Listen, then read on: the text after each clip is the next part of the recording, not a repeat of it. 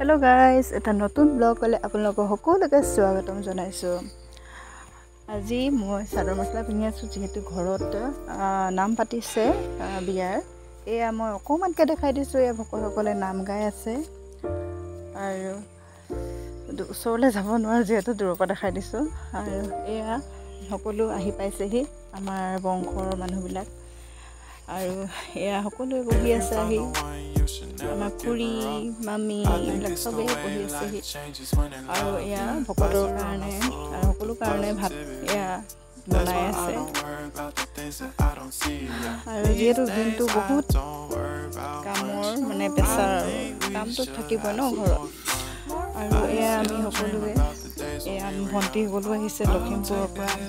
এয়া সকলোৱে মিলি আমি কথাৰ মানে আগৰ কথাবোৰ উলিয়াই হাঁহি ধেমালি কৰি আছো আৰু মোৰ ভিডিঅ'টো শেষ নকৰিলোঁ যোৱাকালি আৰু আজি আকৌ মই ভিডিঅ'টো আৰম্ভ কৰিছোঁ। এয়া আমাৰ সজোৱা হোৱাই নাই আৰু এয়া সজাই আছে ফুলৰ এইবিলাক দিছে আৰু এয়া চকীবিলাক লগাব এইখিনিত আৰু এয়া সজাবলৈ আৰম্ভ কৰি আছে আৰু এয়া কইনাৰ মেহেন্দি আঁকিবলৈ আৰম্ভ কৰি আছে। এয়া কইনাক কাইলৈ দেখুৱাম দেই, আজি নেদেখুৱা, কাইলৈ একেবাৰে সজোৱাৰ পিছত দেখুৱাম কইনাক। এয়া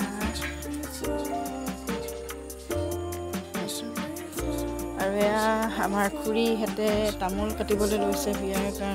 দিনৰ কাৰণে এয়া সকলোৱে তামোল কাটি হাঁহি মেলি